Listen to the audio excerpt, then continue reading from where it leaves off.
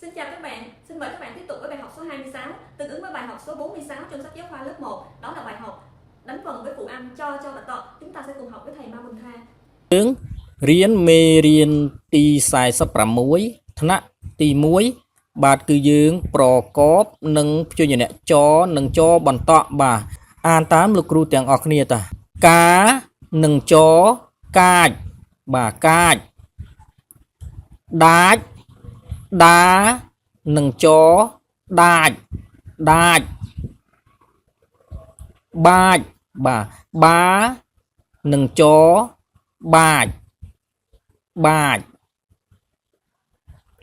សាច់សានិងចសាច់សាច់បសម្រាប់ពីពប៉ានិងចប៉ាចបាទប៉ាចកាច់បាទកានិងចកាច់បន្តមួយកាច់កាច់ដាច់ដានិងចដាច់បន្តមួយដាច់ដាច់បាច់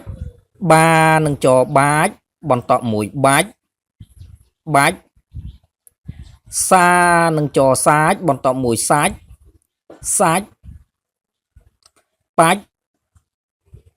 ប៉ានិងចប៉ាច់បន្តមួយប៉ាច់ខើចបាទខើ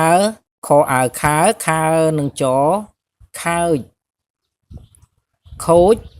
ខអូខូខូនឹងចខូចតិចបាទតអេតិនឹងចតិចបាទតិចតូចតអូតូតូនឹងចតូចតូចបោចបោអោបោបោនឹងចបោចបាទបោចសើចបាទសអើសើសើនឹងចសើចសើចហួចហអ៊ូហ៊ូហ៊ូនឹងចហួចគួចកអ៊ូគួគួនឹងចគួចគួចហុចហអ៊ូហុហុនឹងចហុចចុចបាទចអូចោនឹងចចុចបាច់សាច់បាទបានឹងចបាច់សានឹងចសាច់បាច់សាច់តូចតាចបាទតូនឹងចតូចតានឹងចតាចតូចតាចចាំបាច់ចអំចាំបានឹងចបាច់បន្តមួយបាច់ចាំបាច់សាច់គូសានឹងចសាច់បន្តមួយសាច់កអ៊ូគូសាច់គូបាទខ្ញុំធ្លាប់ឃើញបងប្អូនខ្លះថ្នាក់ទី3ទី2ទី3ណាគាត់អានកោបាទយើងអានថាគោណាដោយសារព្យញ្ជនៈកោនេះគឺស្ថិតនៅក្នុងព្យញ្ជនៈពួកអអញ្ចឹងស្រអោនេះកាលណាយើងយកមកផ្សំជាមួយនឹងព្យញ្ជនៈពួក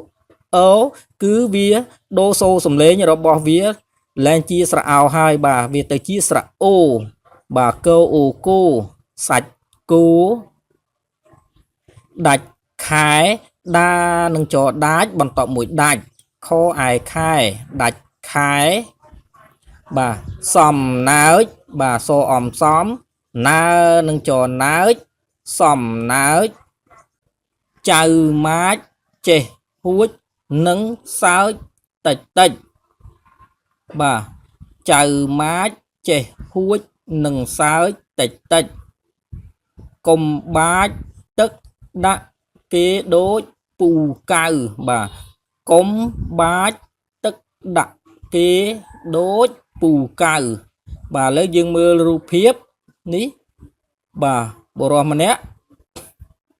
បាទឥឡូវយើងមើលរូបភាពបាទនេះគឺបុរស2នាក់កំពុងតែបាចទឹកណាបាចទឹកដាក់គ្នាបាទបាចទឹក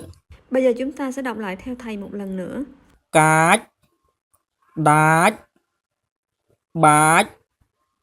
សាច់ប៉ាច់កាច់